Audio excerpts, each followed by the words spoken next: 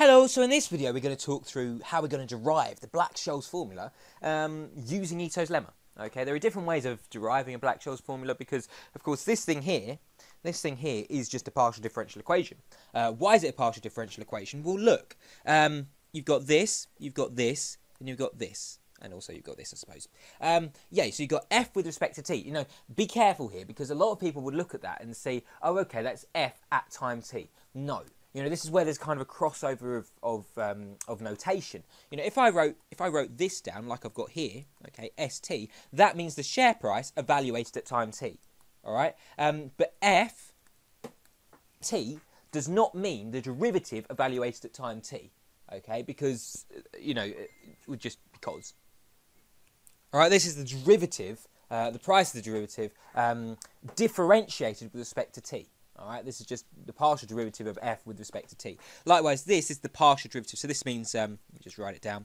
This is the partial derivative of f with respect to t. This is the partial derivative of f with respect to s. And this is the second version of that. So the second derivative of f with respect to s. All right, so this is what each one of these means. So basically, it's a partial differential equation. Now, you may be sitting here thinking, I've not studied partial differential equations. I've no idea how I'm meant to solve this. Okay, well, the good news is that in this course, there are multiple ways of solving it. And, you know, a lot of the time, it's just based on knowing a solution and plugging it back in. Okay, that's sometimes what happens with differential equations. It's a bit like a mathematical fudge. Okay, you have to know the answer, or you have to guess the answer, put it back in, and then kind of make adjustments to that answer accordingly. So it's a bit like, you know, fudging it, but it doesn't matter. But another way of looking at it very quickly is that this thing here, this last bit, is actually just the Euler. An Euler equation, okay, an Euler ordinary differential equation. So if you ignore this bit here, this is just an Euler ordinary differential equation. What is an Euler differential equation? Well, it's basically, it's a bit like a quadratic hidden within a second order differential equation. So if you have, let's say, if you have y double dash and y dash and y, okay, so this is the Euler equation. That's all equal to 0. Okay, so this is the second order differential equation. But then if you slot a quadratic in here, so let's say ax squared plus bx plus c, then that's the Euler equation. Okay, and you know how to solve that. You basically look at a solution of the form y equals ln t, I think. You know, it's based around the logarithms. Certainly, you look for a solution of the form y equals x to the power of r. Okay. But yeah, basically you look at this and you know how to solve it. Okay. Now you say, well, hang on a minute, how do you know that's Euler? Well, look, you've got here the second derivative. Okay, so that corresponds to that bit there. So this is FSS. Okay.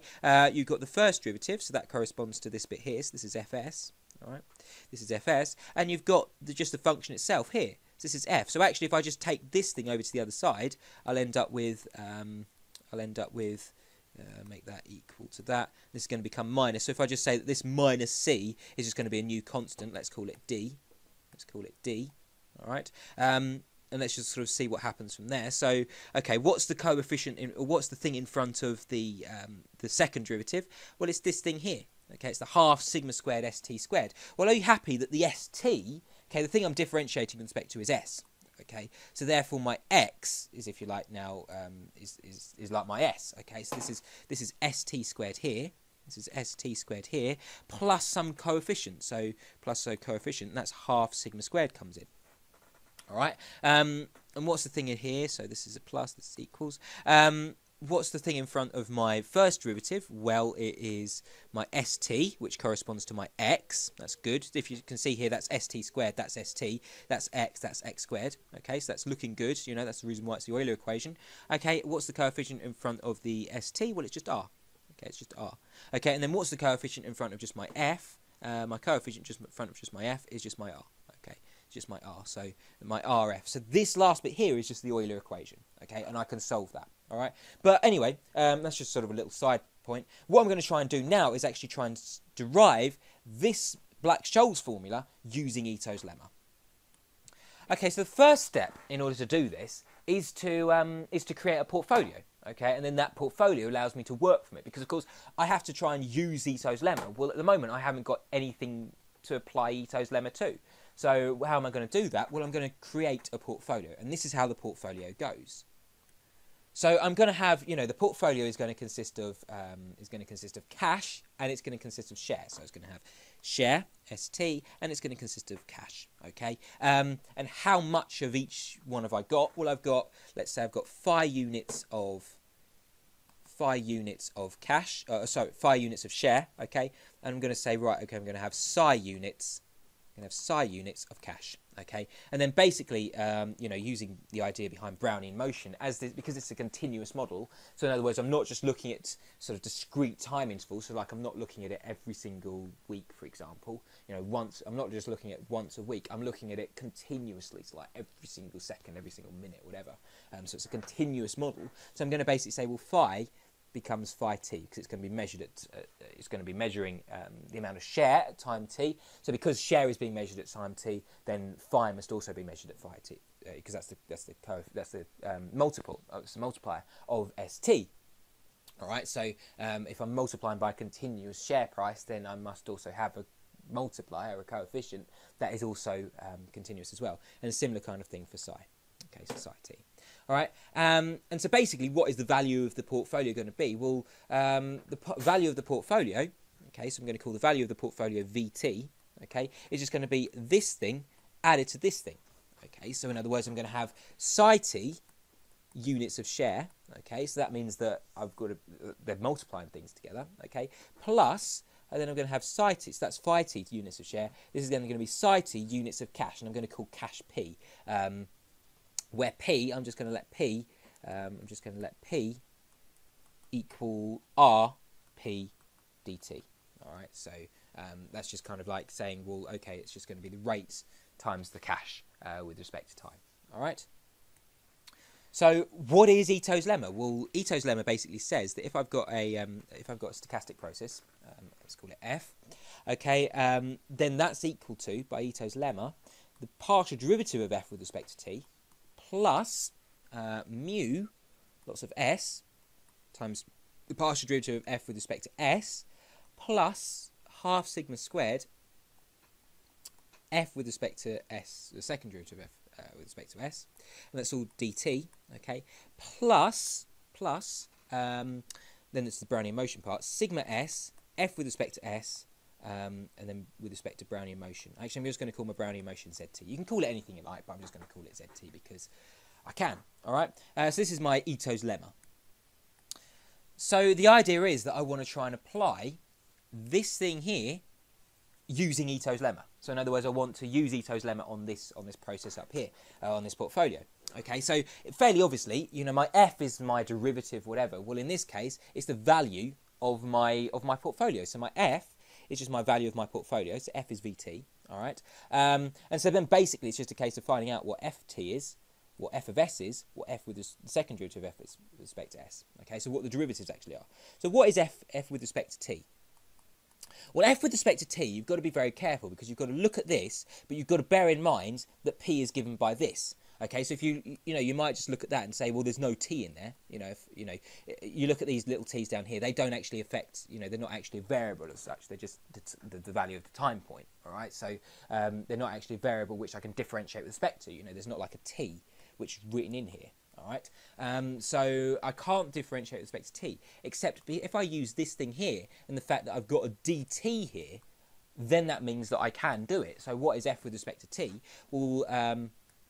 Well, this is just going to disappear because there's no t in there, okay? But if you look here, and if you bear in mind that p is equal to that thing, then psi is just a constant, okay? This is just a constant, but this is dt. So when I differentiate with respect to t, it will just be psi, lots of rp dt, all right? Because the partial derivative of f with respect to t, well, this is already written in differential form. If I get rid of all my circling or whatever, okay, this is already written in differential form. So it basically means that that is the derivative with respect to t, okay, the partial derivative with respect to t. And of course, p is just psi times that. All right, so if I just replace p with that, all right, then fairly obviously that will just disappear because it's just a constant. But then because this is written in differential form, I'm basically saying, well, the partial derivative of f with respect to t will be just this term here. okay, because this is written in differential form because this is a dt here. All right, so this is what f with respect to t is. All right. Now, what's f with respect to s? F with respect to s is slightly easier to get your head around. F with respect to s, basically, I'm just differentiating with respect to s. Whenever I see an s, or in this case an s subscript t, you know, it's just an s.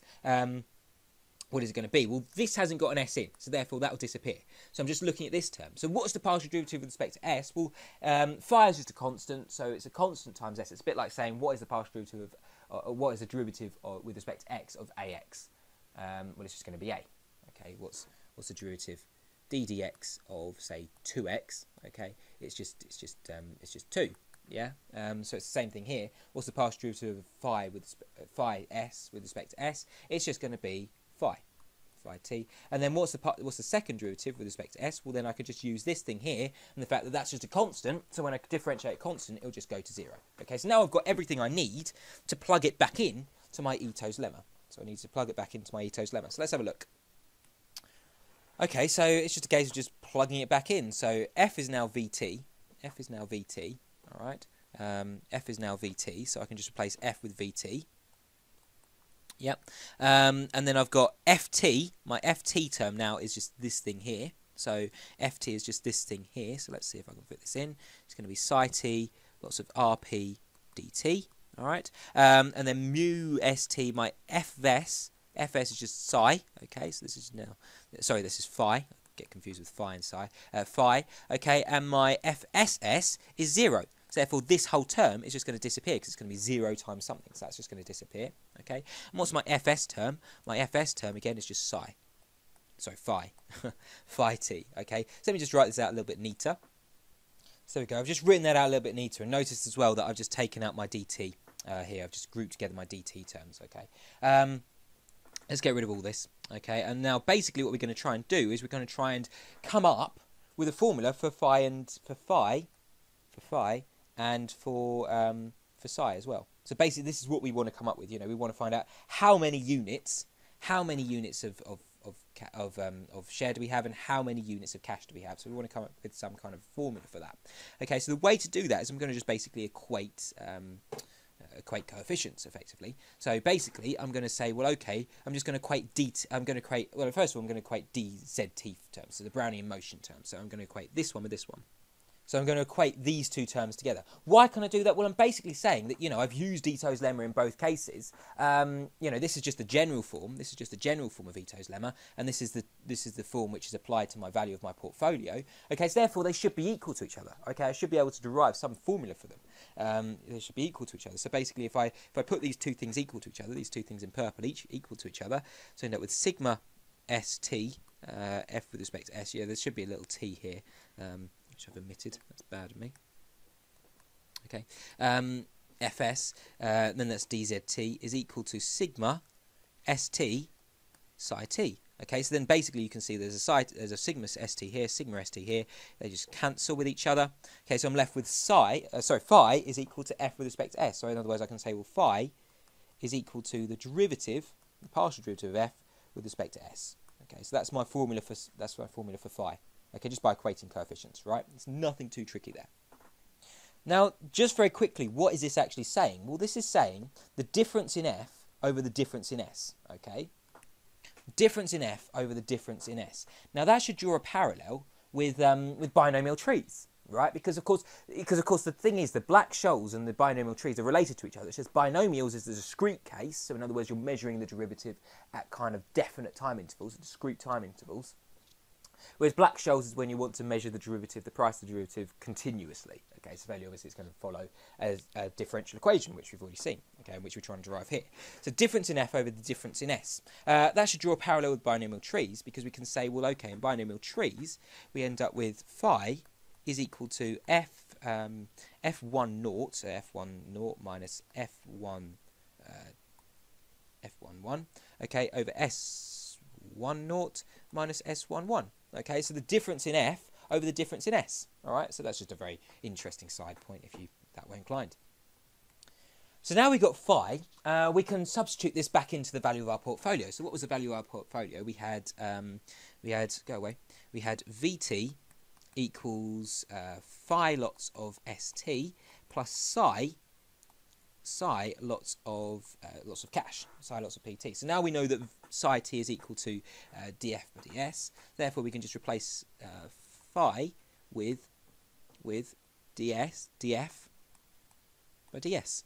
Okay, the partial derivative of f with respect to this partial derivative of f with respect to s. Okay, and then we can basically rearrange this to find out what v was actually equal to.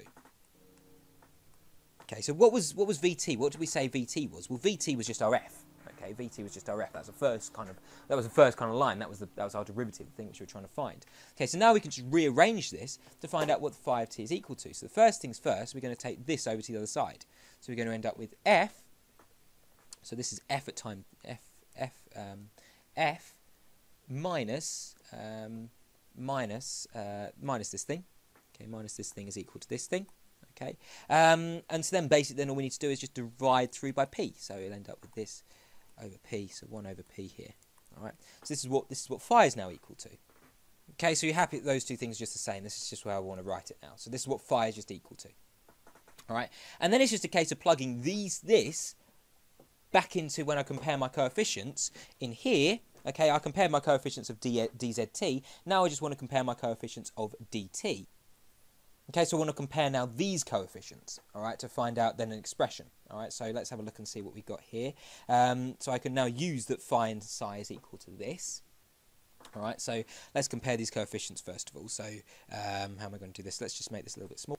So let's compare these coefficients. So I've got ft plus mu st fs plus a half sigma squared fss. So that's that bit sorted with. That must all be equal to this bit here. So this must be equal to mu psi t st plus psi rp. I think I said, yeah, phi mu phi t st plus psi t rp. All right, so now I can now use that. I can now use that psi is equal to this and phi is equal to this. So I can now use this in here. Okay, so let's have a look at this. So I've got ft plus mu st fs plus a half sigma squared fss. And that's all got to be equal to mu lots of phi, which was f with respect to s, yeah, that thing there. So it's the partial derivative of f with respect to s, just fs, okay, times st plus psi, which was this thing here, 1 over p lots of f minus fsst, all multiplied by rp. So I've just made my substitutions now for phi and psi, all right? And let's see, we should end up with a bit of cancellation. Well, first of all, I can see a cancellation straight away. I can see that this thing is the same as this thing, okay? If I just write my fs and st the other way round, and that thing's just the same. So therefore, I've got positive on that side, positive on that side. So when I sort of move them over, when I move this one over to the other side, there's going to be a cancellation. I can just cancel those two off, all right? And also I can see a p here and a p here. So therefore those two things are going to cancel. Those two things are going to cancel. So what am I left with? So I'm left with this. So if I just multiply this thing through by r, okay, if I just multiply this thing through by r, I'll end up with an r here, okay, and I'll end up with an r here, all right? And then if I just take this thing over to the other side, I just take this thing over to the other side, what do I end up with? I end up with this. So all I've done is just taken that thing over to the other side, and then I've just put it here, and I've just written around in the other way. Okay, and if you remember, this which I've just written down is exactly the same as what I had right at the beginning. Okay, so this is what I had right at the very beginning. Yeah, those two things are exactly the same. So f with respect to t plus r st, f with respect to s plus a half sigma squared st, f second derivative of f with respect to s is equal to rf. And that is exactly the same as this thing. F with respect to t is plus r st f with respect to s plus a half sigma squared f second derivative of f with respect to s is equal to rf. So in other words, I've managed to derive the Black-Scholes formula using Ito's lemma. Okay, so the key really is to create this portfolio. All right, if you create this portfolio correctly and build this portfolio correctly, then you're away basically. Just apply Ito's lemma to this and compare coefficients. So what was the portfolio? Just to go over what was the portfolio. So we had share and we had cash, and we said we're going to have phi units of that share and psi units of that cash. Okay, and the aim is that we wanted to try and derive some kind of formula in terms of f of what phi and psi actually was explicitly. Okay, so the value of the portfolio would be that first thing, so phi t lots of st, plus the second thing, so phi t lots of cash, which we called p, and we defined it by rp dt. Okay, so the rate of the cash, the rate times the cash times the derivative of t. All right, so that's kind of what's going on there. Okay, and then basically we just used Ito's lemma. We wrote down Ito's lemma first of all. Okay, and then we basically applied Ito's lemma to the value of our portfolio. All right, the key was recognising that f with respect to t was just that thing there. Okay, and of course there's a dt taken out. Okay, so that was kind of the key there. And then basically all we did was compared coefficients, and we managed to derive a formula for phi and psi. Managed to derive the formula for phi and psi, and then basically we just subbed that back in. Okay, there was cancellations which happened, and then we did a little bit of manipulation. We ended up with a Black-Scholes formula. There you go, nice and easy.